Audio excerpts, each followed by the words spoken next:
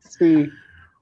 Boa noite, quarta-feira, 24 de junho de 2020, dia de São João, dia de São João. Oh, Hoje ninguém pôde fazer festa, pular fogueira, pro casamento na roça, não vai ter isso esse ano. Esse vírus importado da China não está permitindo que a gente se divirta. Mas hoje, quarta-feira, um belíssimo dia, parece dia de verão, agora 25 graus, às 9h05 da noite. E hoje é o Projeto em Preto e Branco, a sua sexta live, sexta semana consecutiva desse projeto muito bacana aí, que, modéstia à parte, muito bacana, que está tendo uma repercussão bem legal, as pessoas estão comentando bastante, dão um retorno bem positivo para nós. E essa semana a gente vai atender a uma solicitação, uma sugestão que saiu algumas semanas atrás, da gente abordar assuntos também mais polêmicos, vamos dizer assim, do nosso cotidiano. E hoje a gente convidou o Dr. Juliano, mas posteriormente a gente apresenta ele. Antes do Dr. Juliano, Mário. Boa noite, Mário. Boa noite, Humberto. Boa noite a todos os internautas que nos acompanham esta quarta-feira, seguindo esse nosso projeto todas as quartas-feiras, às 21 horas, com o projeto Em Preto e Branco Jornal. Legal. Tua internet hoje está boa. Tá boa. Só eu que não estou muito bem. Depois eu vou fazer uma consulta até. Já guarda a tua pergunta aí. Aproveitando, o pessoal tá entrando, vai entrando aos poucos aí na nossa live. Quem quiser fazer pergunta aí para o Dr. Juliano, fica à vontade. Vai estar pelas próximas 4 horas aí disponível para responder para o pessoal. Então, já que falei bastante nele, Dr. Juliano Barcelos, médico do posto de saúde do Jardim Itu, aqui em Porto Alegre, um posto de saúde vinculado ao Grupo Hospitalar Conceição. É uma pessoa que está também ligada a um grupo, né, Juliano, do coronavírus aqui em Porto Alegre. Tu me disseste uma vez que faz parte de um grupo, de uma... Me foge o nome agora, mas, enfim, é uma pessoa bastante capacitada para conversar conosco hoje sobre o assunto. Juliano, boa noite, muito obrigado por ter aceitado o nosso convite de participar dessa live. obrigado a vocês pelo convite. Espero poder contribuir aí com a audiência, com as dúvidas que surgirem. Né? Obrigado mesmo. Ia falar alguma coisa? Não, eu acho que só teve um...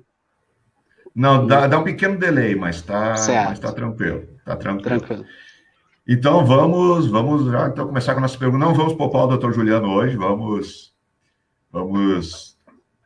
tentar abordar sobre os mais variados aspectos aí, até porque o nosso tempo é limitado, então vamos... a última vez que a gente conversou, que eu tive ali no posto, acho que tem umas 2, 3 semanas, a gente brinquei contigo que era engraçado entre aspas, assim, né, de ver o posto vazio, né? E acredito que ainda seja essa a realidade que as pessoas não vou dizer que abandonaram, mas controlaram mais a sua ida ao posto, né? Essa realidade sentida, assim, acho que isso daí acaba contribuindo para que o corona acabe, para que o vírus acabe se espalhando, ou não impacta tanto esse medo das pessoas de não irem nas suas consultas? Então, vou contar um pouco como é que foi, assim, de março para cá, né? Desde que o primeiro caso chegou em Porto Alegre até os dias de hoje. Então, a primeira e a segunda semana teve uma busca muito grande de pacientes com sintomas respiratórios lá no posto, e aí a gente foi se organizando, né, nessas demandas. A gente acabou fazendo 3 entradas diferentes para os pacientes lá no posto. Uma para pacientes que tenham sintomas respiratórios, outra para pacientes que não tenham sintomas respiratórios e outro para pacientes vacinarem, né, para que eles não entrassem em contato, os pacientes sem sintomas respiratórios com pacientes com sintomas respiratórios. O que a gente percebeu, na maioria, a maioria dos casos de pacientes com sintomas respiratórios, ali por final de março, início de abril, eram pacientes sem febre, pessoas com um pouco de tosse, né, coriza, eram casos menos característicos de sintomas de Covid. Agora, nas últimas 2 semanas, a gente vê um aumento significativo do número de casos de sintomas respiratórios, principalmente na última semana, e a gente consegue notar agora que os casos são mais parecidos com o quadro clínico do coronavírus, com febre mais frequente, com tosse, né, às vezes com falta de ar, né, e aumentando um pouco também a frequência de situações de urgência na unidade de saúde. Perfeito. Só mais uma coisa, o que aconteceu também nos 3 meses? Os 2 primeiros meses, que não estava tendo grande procura e grande circulação de vírus no município de Porto Alegre, a gente percebeu que a gente precisava retomar também as atividades, né? E como as pessoas falam bastante de retomar as atividades econômicas, mas retomar a vida normal, né? Com isso a gente buscou agendar pacientes que estavam em casa, ligar mais para os pacientes, né? E a gente também ativou alguns serviços que a gente não tinha antes, como contato com o paciente via WhatsApp e via telefone, né? Isso a gente começou a fazer mais. As pessoas começaram a vir, né, com uma maior frequência, mas agora aí começou a encontrar as pessoas sem sintomas respiratórios com uma maior frequência e as pessoas com sintomas respiratórios na última semana também aumentaram muito a frequência. Então, semana passada e essa semana já está um movimento bem grande no posto. Perfeito. Mário, quer perguntar alguma coisa? Com certeza quer. Doutor, eu gostaria de saber se esse vírus, né, ele agora, com essas mudanças de temperaturas que devem ocorrer nesse período entre o mês de julho e agosto, as temperaturas aqui, principalmente no Rio Grande do Sul, tendem a diminuir. Há uma provável maior incidência de casos das pessoas se contaminarem com esse vírus e se propagar?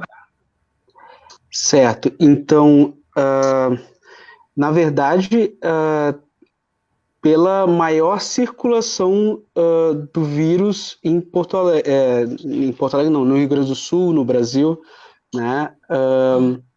Sim, tem a ver com o inverno, né? Mas tem a ver principalmente com a circulação das pessoas e a aglomeração das pessoas, né? As pessoas ficarem muito próximas umas das outras, né? E esse vírus tem uma facilidade muito grande de se transmitir, né? Tem uma alta transmissibilidade, né? Diferente dos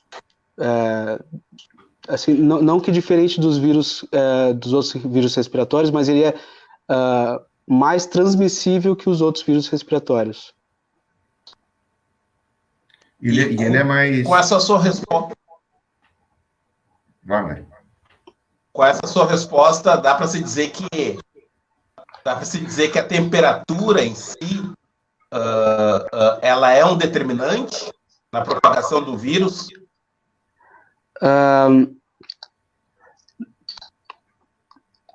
A temperatura vai ser determinante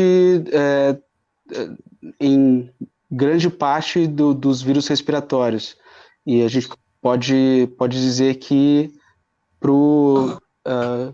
coronavírus, né, para o Covid-19 também vai ser, né? Tanto que na Europa, né, a grande alta foi no período de inverno, né? E nós estamos entrando no período de inverno agora, né? Então a tendência é essa, né? Que aumente aqui. E essa curva de contágio, né? E de casos de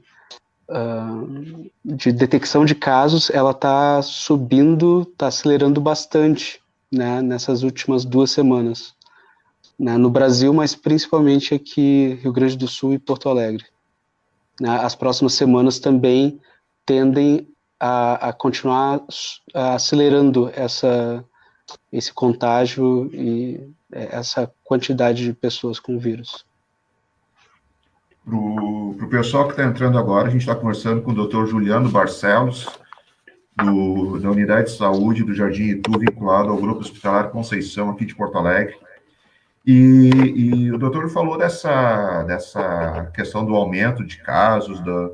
Hoje eu procurando material para atualizar o ClickPoa, entrei nos dados da Secretaria Municipal da Saúde, e só hoje, Porto Alegre comunicou 5 mortes.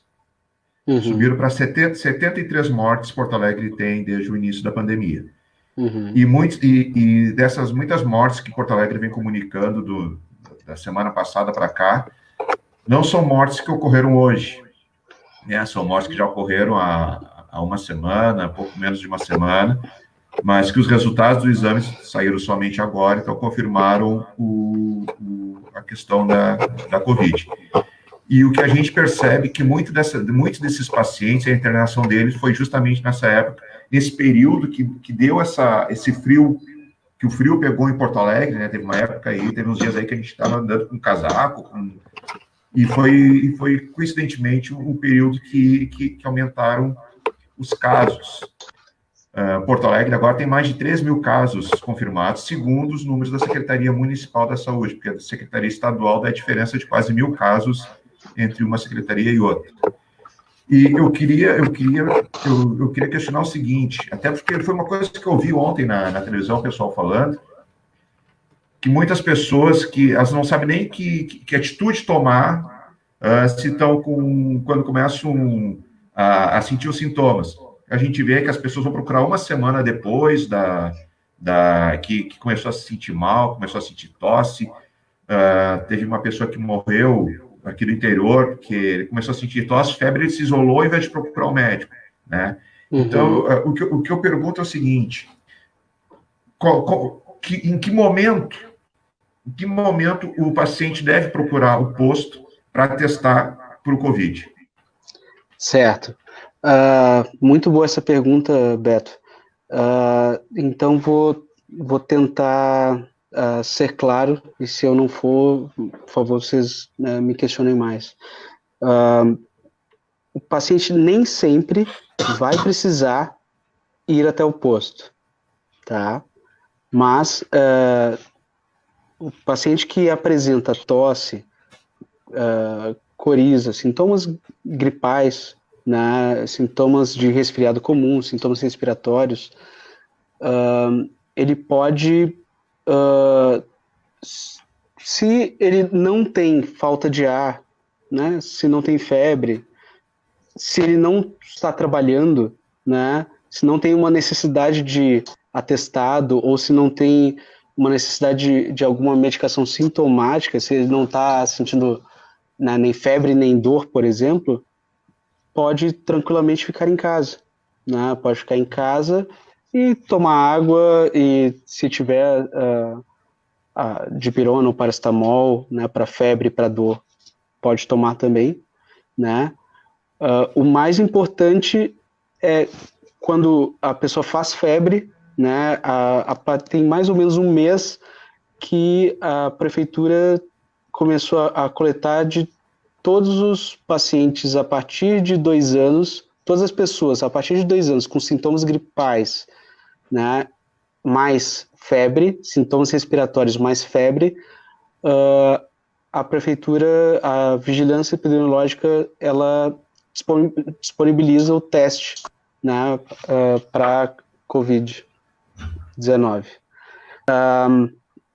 Então, deixa eu ver se ficou claro, né? As pessoas que têm uma saúde boa, não tem nenhum problema, nenhuma comorbidade, né? E tem gripe, resfriado comum e não estão se sentindo tão mal, não tem necessidade de procurar o posto. Se a pessoa sente falta de ar, né, ela é importante buscar o posto. Falta de ar mais, né, febre, coriza, tosse, né, poucos casos, né, às vezes 10% vai ter diarreia, né, aí eles vão procurar o posto. Não sei se eu fui claro, ou se ficou faltando alguma coisa assim. Não, para mim tá bem claro, bem tranquilo. Eu gostaria de fazer uma pergunta, assim, mais na busca de um esclarecimento. Lá no início, quando começaram as informações sobre o desenvolvimento desse vírus no organismo, existiam várias falas, né? Algumas, quem sabe, até eram boatos, que se propagavam como notícia, ou com algum tipo de informação, ou até pseudo-informação.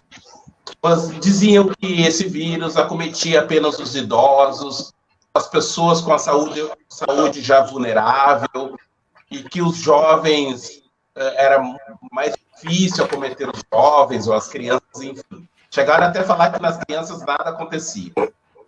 Eu cheguei a assistir até isso, notícias na TV. Desculpa. Então, eu queria perguntar para o doutor qual é o diferencial de uma pessoa que tem hábitos de uma vida saudável, não possui comorbidades, tem uma vida não sedentária, né? Uma vida razoavelmente saudável, pratica atividades físicas, se alimenta bem, dorme bem, enfim, para aquela pessoa que, de certa forma, é tabagista, né? Bebe, não possui, digamos, hábitos de vida saudável de uma maneira regrada. A pergunta é a seguinte: o vírus, nesse caso, ele tende a se desenvolver de uma melhor forma em qual organismo? É uma boa pergunta, Mário. Uma coisa que a gente tem que ter em mente é que o vírus é muito novo, né? Então, ele ainda está sendo estudado o comportamento que ele tem, né, no organismo, né? E ainda não se sabe muito bem toda a patogênese do vírus, toda a fisiopatologia do vírus, tá? Mas até onde se sabe, né, a gente vê mais por dados estatísticos, né, que ele realmente, né, ele acomete a todos, né, para pegar o vírus, né, para ser acometido pelo vírus, todos estão suscetíveis. Agora, para desenvolver uma forma mais grave, aí sim, a maioria das pessoas que desenvolvem formas mais graves são as pessoas mais frágeis, né, mais idosos, né, pessoas com problemas cardíacos, né, incluindo hipertensão, diabéticos, né, e aí asma também, mas uma asma moderada a grave.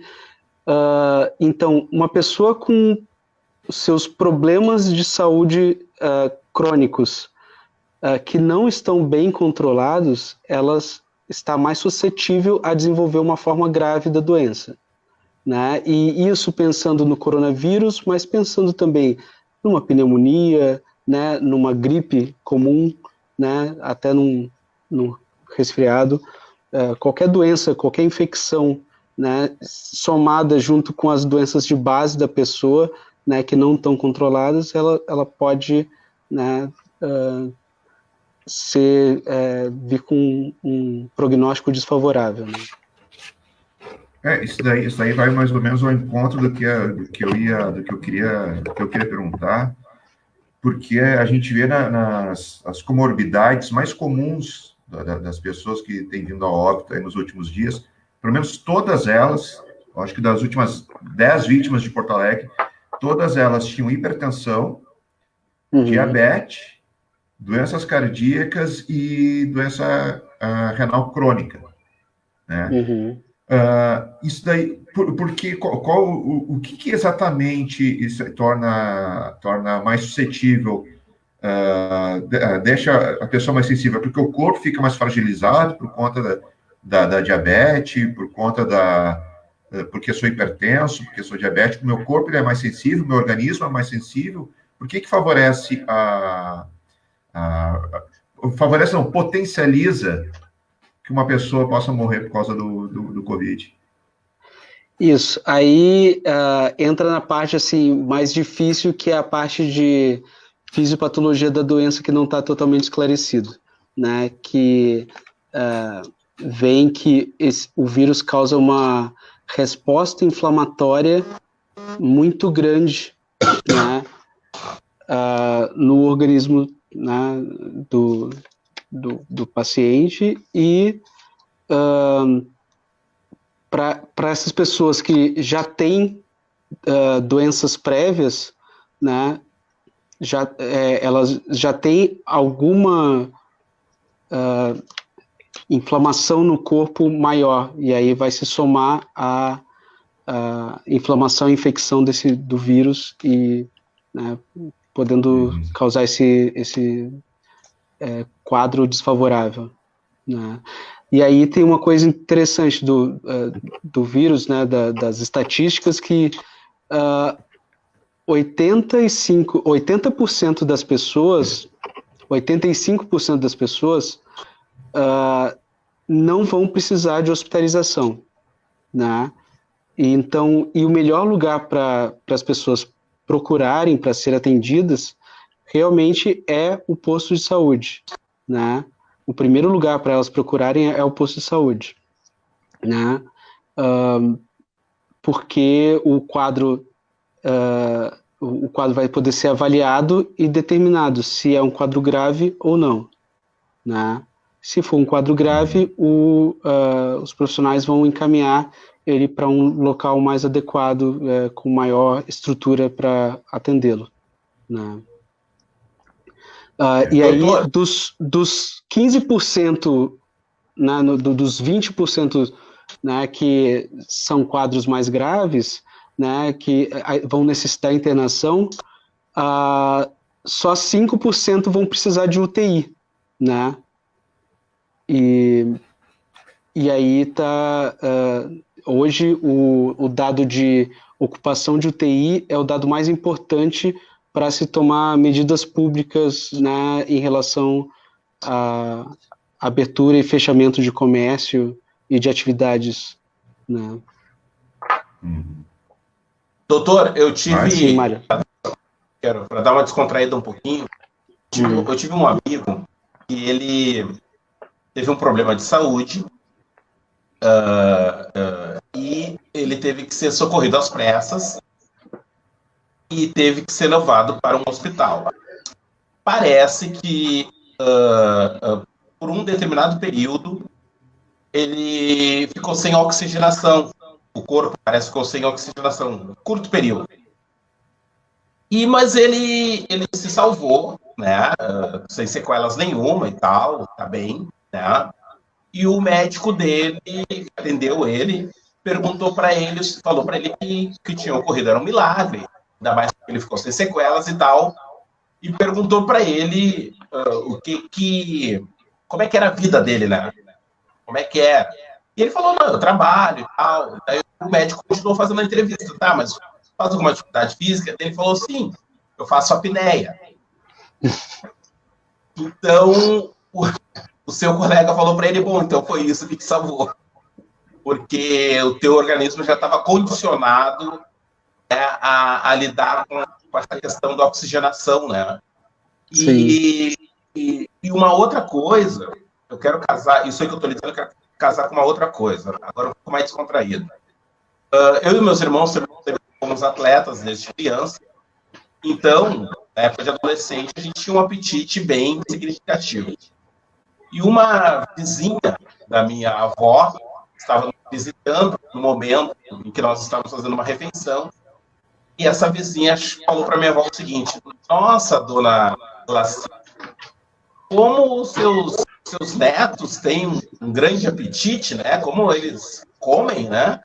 E a minha avó falou para ela o seguinte: olha, dona fulana, eu prefiro gastar dinheiro com comida do que com remédio. Ou seja, eu lhe pergunto, hábitos de vida saudável, atividade física, esporte, alimentação, ainda é a melhor forma de se prevenir doenças? Sim, né? É a melhor forma de prevenir doenças, ou pelo menos de tu pegar formas mais brandas das doenças, né?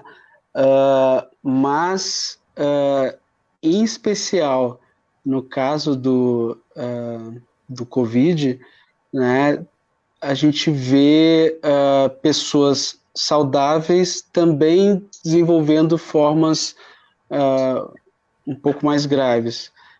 Tem se estudado se isso tem a ver com a carga viral a que a pessoa é exposta, né?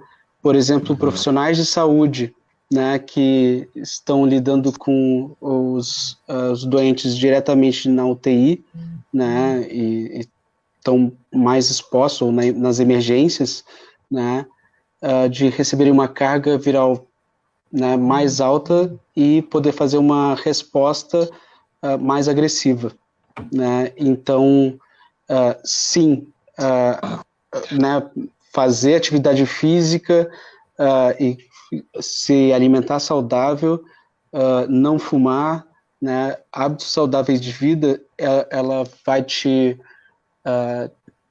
dar uma saúde melhor para enfrentar os problemas de saúde, principalmente, né, infecções ou doenças crônicas, mas tem esse porém no coronavírus. Então, até agora, o mais eficaz é isso de manter o distanciamento social, né,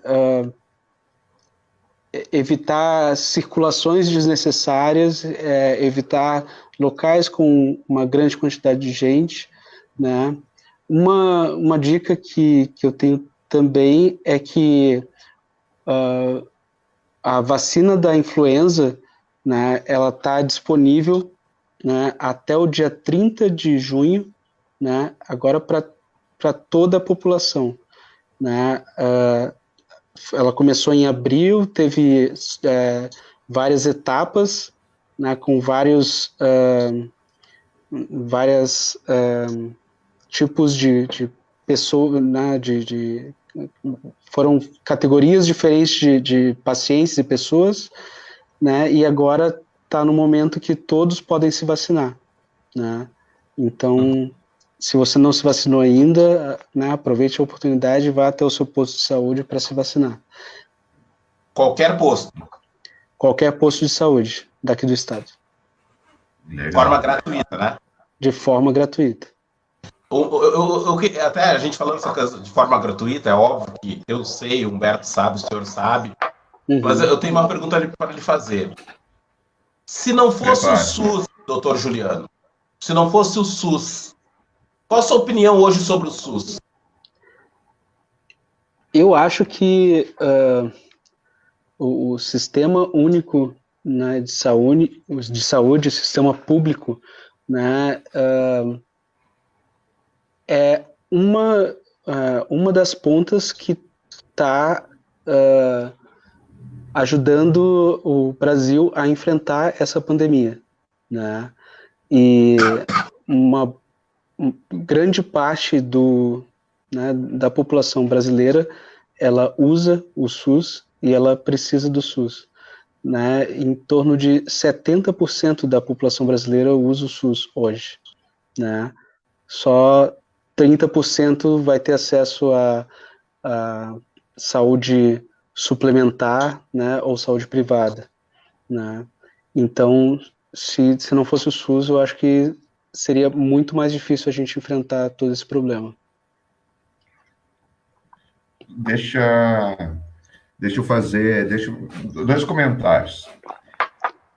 Sabe que eu era um grande crítico do SUS. Eu era um crítico do SUS, mas no momento que a gente conhece o funcionamento do SUS, claro, não é um sistema perfeito e tem suas falhas, obviamente, né? Sim.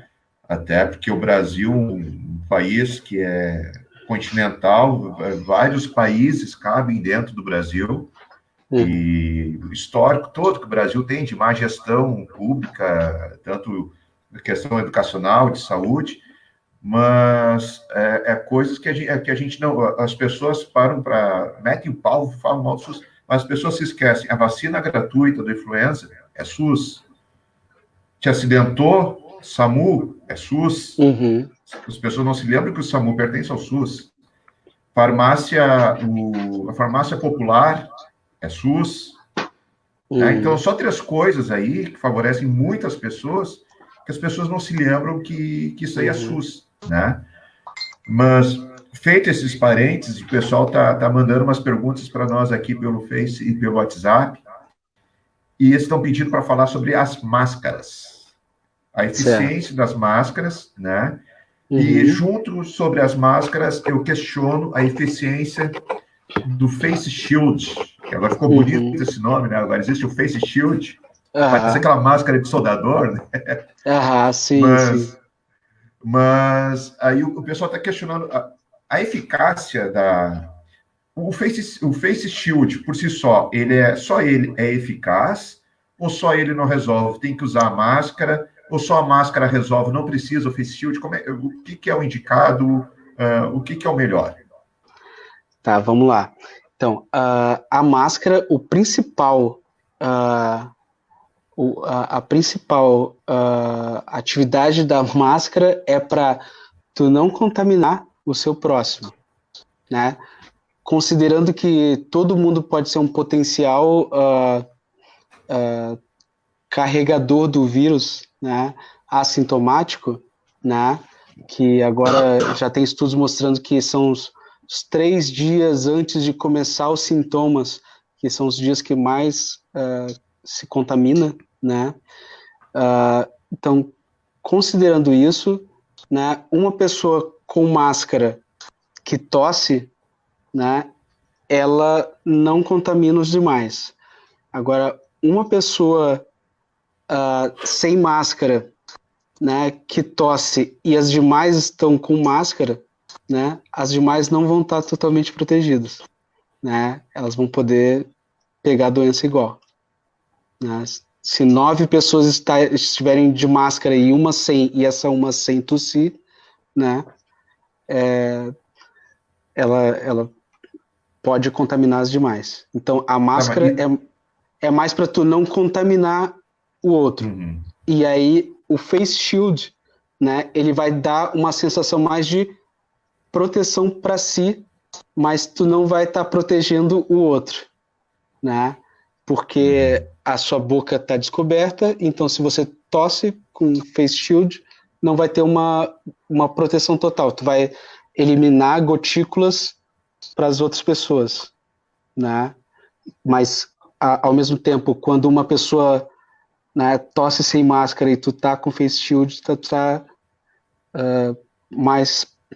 tá protegido, assim, não vou dizer mais que a máscara, mas é semelhante. E a máscara, o material da máscara influencia na questão de absorver, de proteger mais, proteger menos? As linhas de tecido, hoje tem máscara de tudo que é material, né? Isso, a máscara de tecido, principalmente de tecido de algodão, né, necessita de ter pelo menos 2 camadas para ter uma boa proteção, né? Tem alguns tecidos que eu não estou me lembrando agora que não são tão eficazes, né?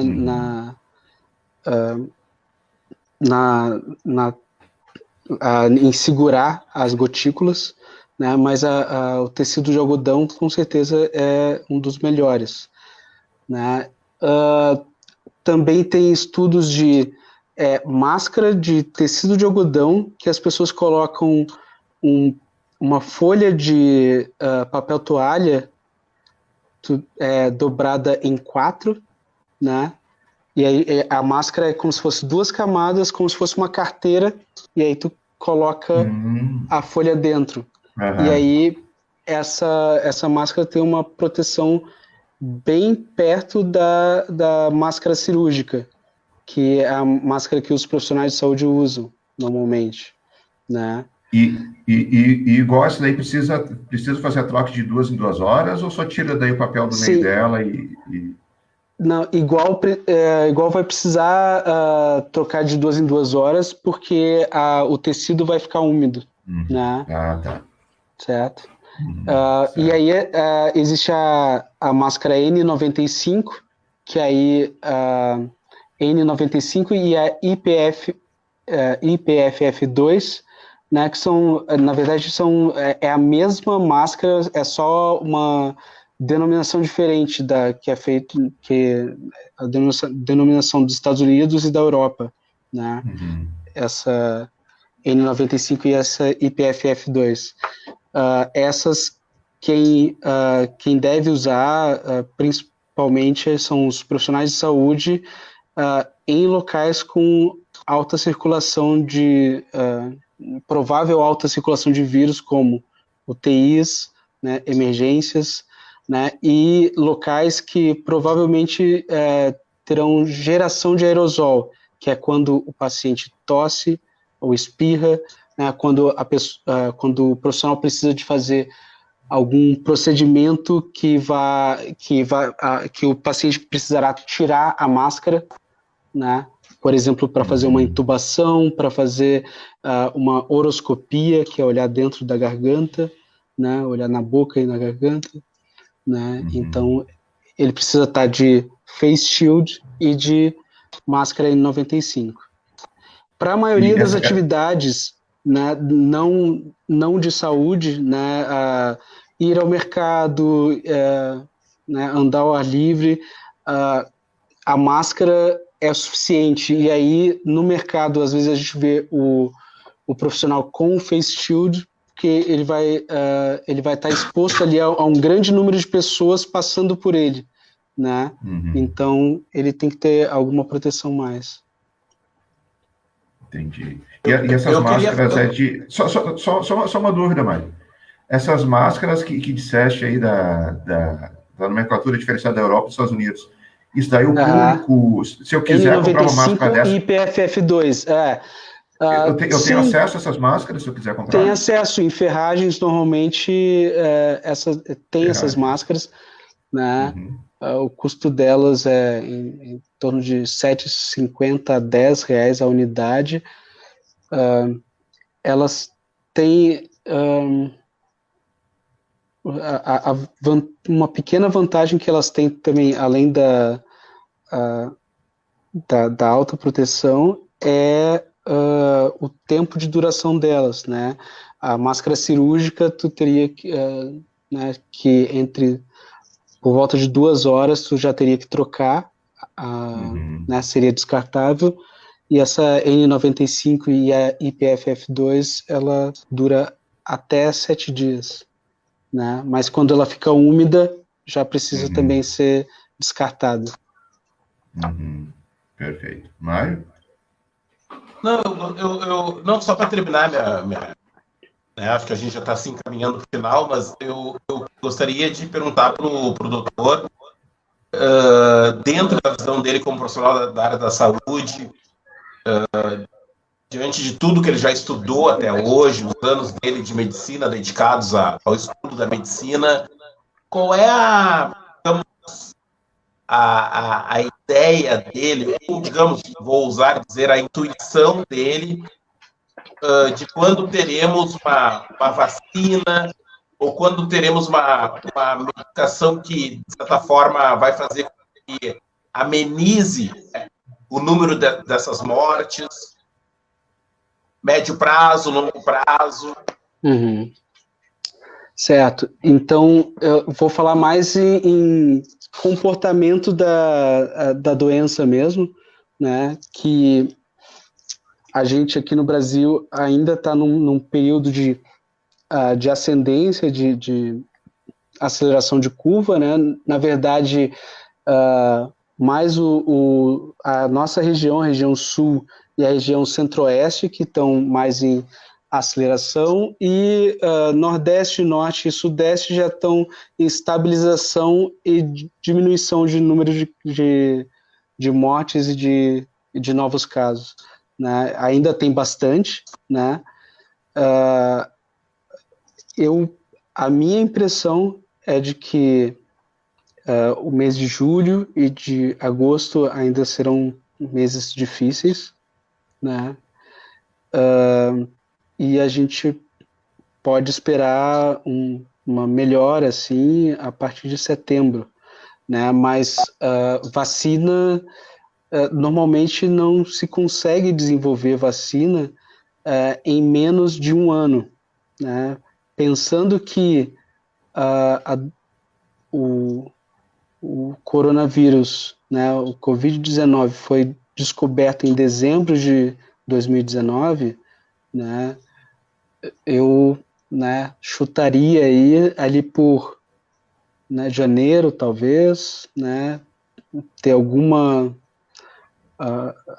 vacina, mas tomara que antes disso, né, mas um tempo normal seria a partir de janeiro de 2021 para ter uma vacina, né?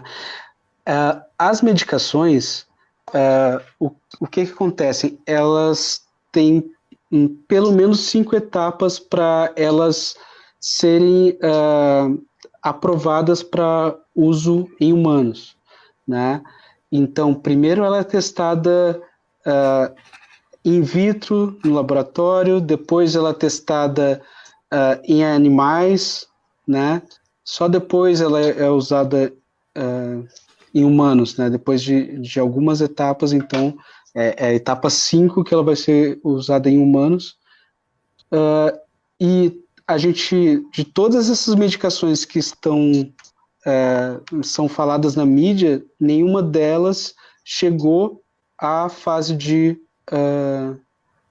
em fase de testagem de humanos. Mário, travou um pouquinho. Começou uma essa semana, né, em São Paulo, né? Começaram E aí, assim, ó, uma coisa assim, né? As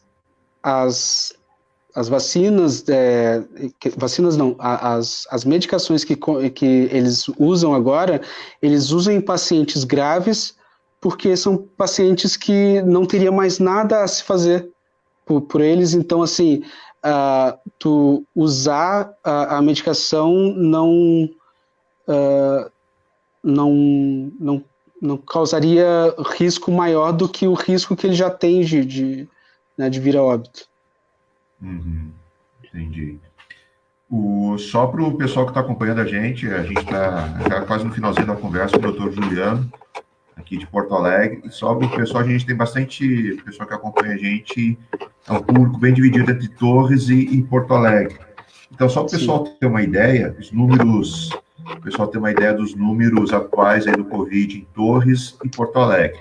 Torres, dados de hoje da Secretaria Municipal da Saúde de Torres, 69 casos confirmados, 61 recuperados, 5 estão em isolamento domiciliar, 2 hospitalizados e 1 óbito. E Torres ainda tem 39 casos suspeitos, com todos eles em isolamento domiciliar. Porto Alegre, casos confirmados hoje, números de hoje à noite da Secretaria Municipal da Saúde. Porto Alegre, 3.099 casos confirmados, positivos. Em análise, tem 6.708 exames que já testaram negativo, 9.955, quase 10 mil pessoas já testaram negativo para o corona, bom, né? Que bom, 10 mil a menos, né? Para óbitos. Infelizmente, hoje nós tivemos mais 5 confirmações, então já são 73 óbitos. Pessoas recuperadas, 1.196, mas esse número é maior, a Secretaria Municipal da Saúde custa mais a atualizar o número de recuperados, e casos apontados como inconclusivos são 11. Já a Secretaria Estadual da Saúde, que dá uma diferença de números, não sei porquê, tem Posso... dois... Quer que eu explique? Ótimo. Tá, então a forma de notificação da Secretaria Municipal de Porto Alegre, ela se dá por um sistema próprio, que é o GERCOM, que é o mesmo sistema que a gente faz encaminhamento para especialistas e solicitação de exames do município. E eles estavam, né, eu acho que até o final dessa semana, ou o final da semana que vem, eles estavam por automatizar essa passagem de dados de sistemas, né, do sistema do município para o sistema do Estado, né, que o sistema do Estado é o mesmo sistema do Ministério da Saúde, né, então por isso não dá diferença, mas de Porto Alegre para o Estado tem essa diferença. Sempre Porto Alegre está com menos casos no Estado do que na vida real.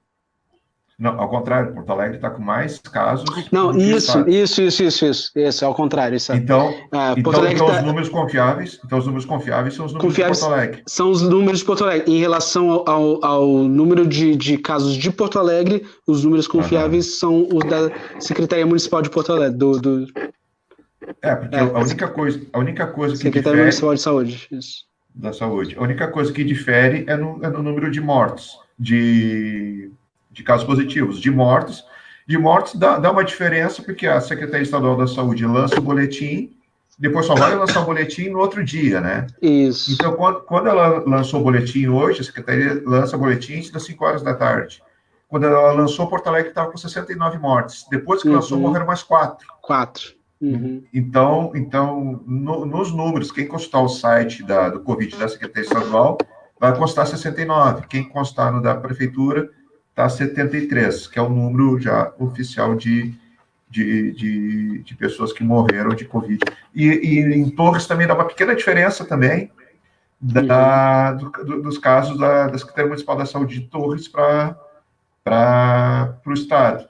Torres tem 69 casos confirmados pela Secretaria Municipal, e pela Secretaria da Saúde são 62, dá 7 casos de diferença do município para o Estado.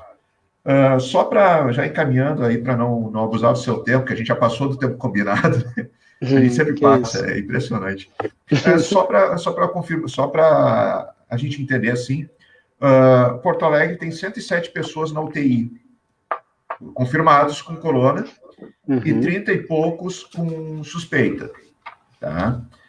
E os hospitais, o Conceição e o Clínicas, juntos reúnem 69 pacientes desses 107.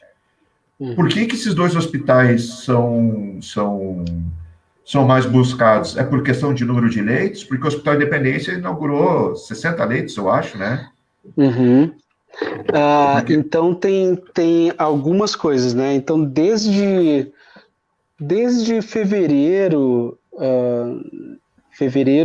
março, os hospitais já têm se preparado para a chegada do Covid, mesmo antes do primeiro caso, tá? Os hospitais já estavam fazendo seus planos de contingência, né? E ali entre janeiro e fevereiro, o Hospital Conceição foi escolhido foi o primeiro hospital reconhecido pelo Ministério da Saúde como referência para coronavírus, e depois de um tempo, ali por março, o Hospital de Clínicas também foi habilitado para, como referência para coronavírus. Então, e os dois hospitais são hospitais federais, né? Então, acho que fica mais fácil também para né, para eles se organizarem para a coisa da Covid. E aí a Secretaria de Saúde também tem uma organização para concentrar os casos de Covid em determinados lugares para que tenha hospitais com áreas livres de Covid, né? Por exemplo, o Santa Ana, o Independência, são hospitais mais de apoio, então são para doenças que descompensam, mas que não estejam com infecção. Eles procuram concentrar tudo em um lugar para caso tenha contaminação que fique num lugar só. Né? Isso aí, o hospital pode se negar a receber o paciente com corona se ele não está atendendo aí, vamos supor, eu sou vizinho do hospital, sei lá, o hospital do lado da minha casa, eu estou com corona, o hospital diz, não vou te atender porque a gente não atende corona, a gente não atende paciente Covid. Ele pode se negar a isso, te transferir para um outro?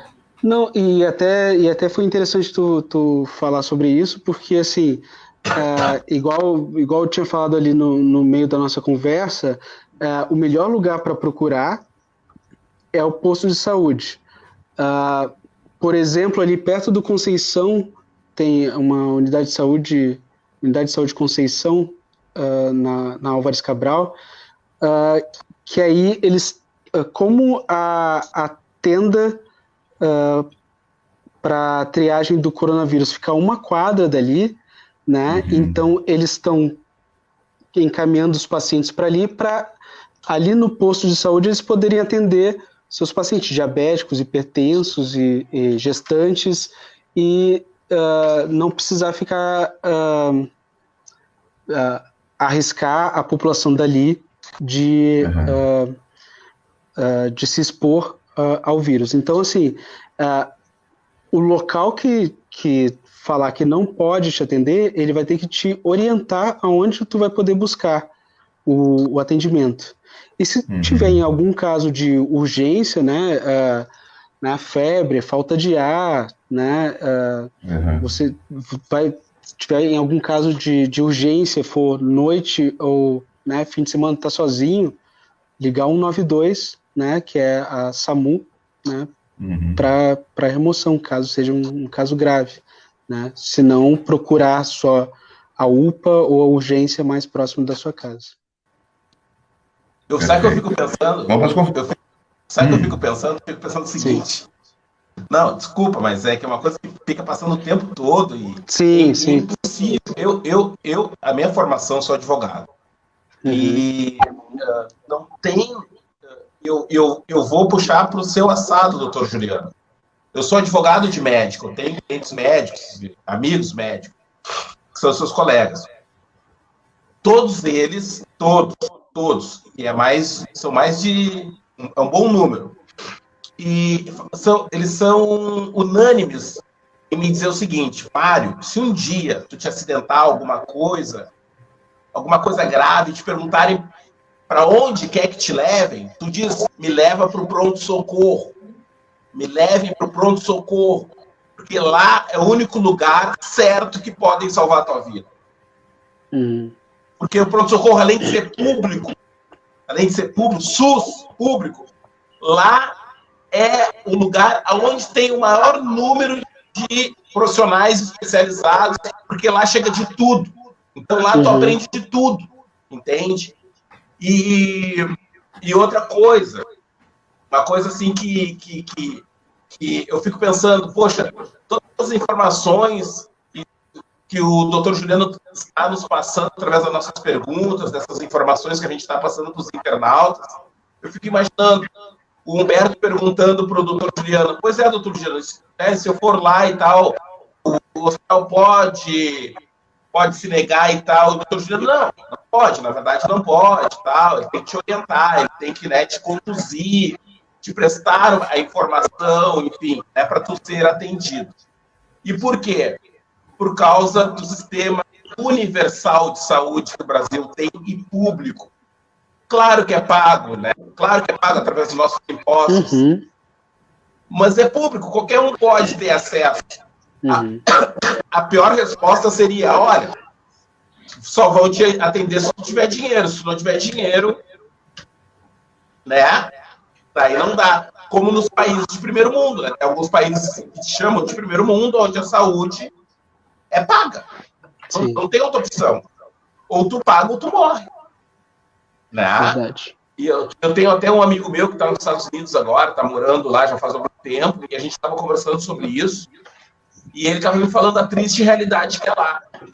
E ele fala, e ele como brasileiro, ele fala, olha, ele também é um crítico do SUS, um grande crítico do SUS, um cara partidário do Estado mínimo, né, do Estado mais enxugado, mas eu acredito que não dá para enxugar em 2, 3 quesitos. Saúde, educação e segurança. Não tem como. Verdade. Não tem. Verdade. Concordo. Não tem mesmo. Tu sabe, só fazendo, só para dar uma descontraída, tu falou esse negócio da KPS. Eu me lembrei de um fato da nossa juventude. Não sei se nem devia contar isso, mas vou contar, azar. O cara não está assistindo mesmo.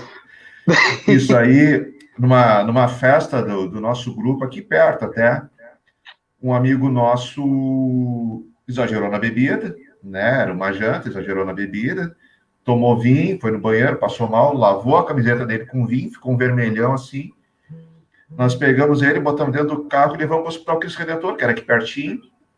Nós chegamos no hospital, era 5 dentro do Fuquinha, tiramos ele com aquela camiseta vermelha, assim, já veio os médicos, tudo correndo, né? Meu Deus, o que houve? O que houve? Aí nós falamos para ele assim, não, ele bebeu demais, aí vomitou vinho, tá passando mal. Aí o médico assim, rapaz, leva para Conceição, aqui é tiro, facada, acidente. Essas coisas a gente não trata aqui, cara. Disse, não, beleza, aí pegamos e levamos para Conceição. Aí eu me lembrei disso, realmente, casos mais graves, fraturou, quebrou, vai, HPS, não tem outro, não tem outro sistema que vai te atender melhor. Eu precisei da HPS ano passado, cara, assim, ó, cara, acho que fiquei 1 hora dentro quando eu não vou dizer o que me aconteceu, porque tem gente assistindo que não sabe da história, mas quando eu precisei também, e fui pro HPS, aqui pro Cristo Redentor, me atenderam rapidinho, exames, raio-x, tudo assim, ó, não tem realmente do que queixar. Tem suas falhas, obviamente que tem, não dá para ser perfeito, mas... Eu mesmo, no primeiro ano que eu estava em Porto Alegre, ali em 2005, 2006 talvez, eu fraturei um osso da mão, eu não me identifiquei como médico, eu fui no HPS, entrei lá, em 1 hora já tinha feito raio-x, já tinha sido imobilizado o meu braço e saí, né, atendido em 1 hora, assim, entre chegar, fazer o exame, ser atendido e sair.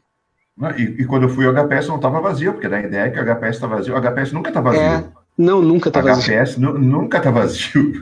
Impressionante. E foi rápido assim, não dá para queixar. Mário, vamos para as considerações finais, então. Humberto,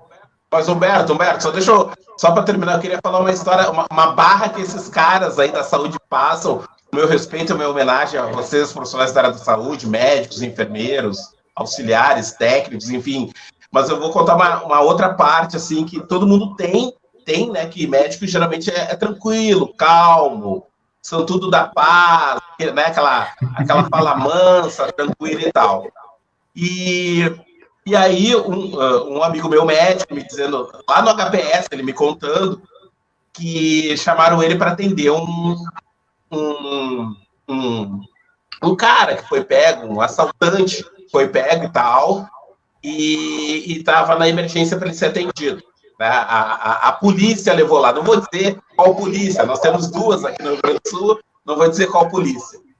E aí levaram ele lá para ser atendido e tal, e aí o médico chegou na área de atendimento, estavam presentes policiais, pedindo para, antes de atender o bandido, né, o meliante, porque também o policial se machucou. Aí o médico avaliou para ver quem precisaria de um atendimento mais iminente, né? De urgência. E na leitura do médico, do profissional, ele entendeu que era o meliante, né? O bandido. E quando ele foi atender o bandido, os policiais não quiseram, digamos, interferir ali, né? E aí ele disse que ele teve que montar num porco para dizer o seguinte: aqui dentro, quem manda sou eu. Por favor, se retirarem. Então, assim, claro, isso não é comentado, não é divulgado, mas esses caras, às vezes, passam uns perrengues complicadíssimos, justamente porque são pessoas que eu acho que tem que ter uma vocação, não adianta.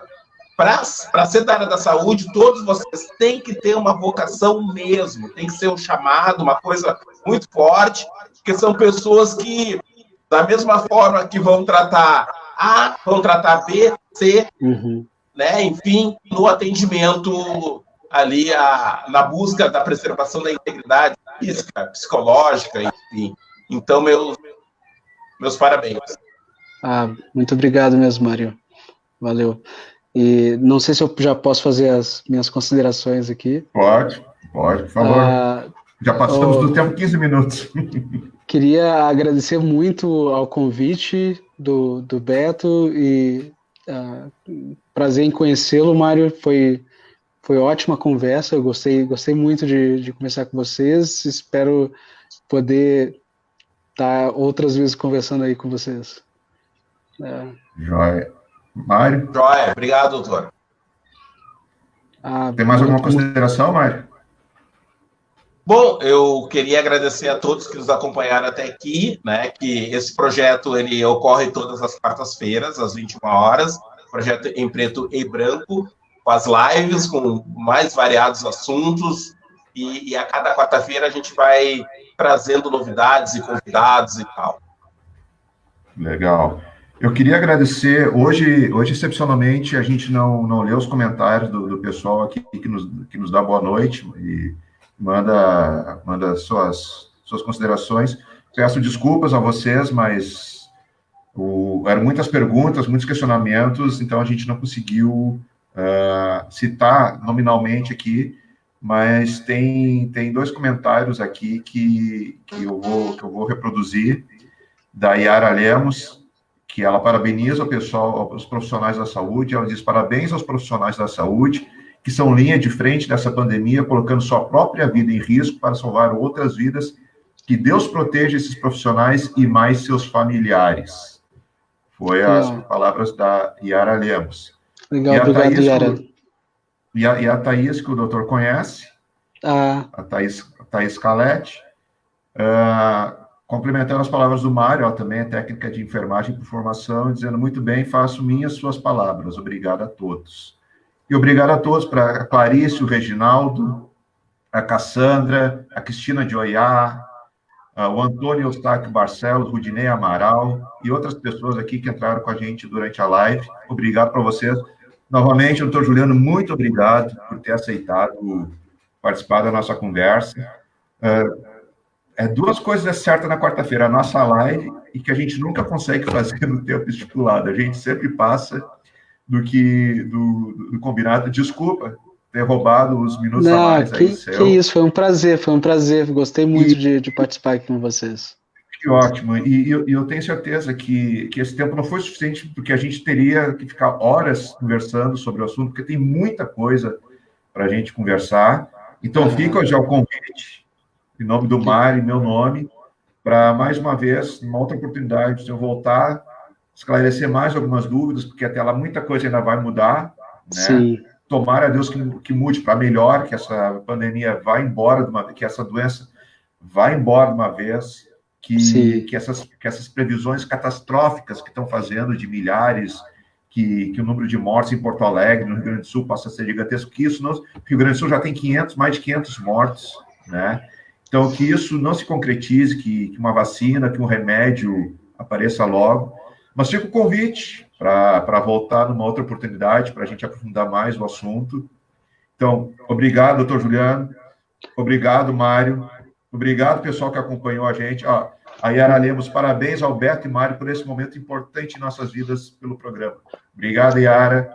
Adão, obrigado por ter entrado agora também e ter falado conosco. Então, pessoal, muito obrigado. Até quarta-feira que vem. Um abraço. Cuidem-se, usem máscara, usem face shield, álcool gel, né? Aquelas medidas todas. E, na dúvida, procure o posto de saúde. Roberto, tudo isso, nada contra o doutor Juliano, mas tudo isso para não ter que visitar ele lá, né? Isso aí. Tudo isso para não entrar para estatística depois. Tá bom, pessoal? Obrigadão para todo mundo. Fiquem com Deus. Até quarta-feira que vem. Obrigado, gente.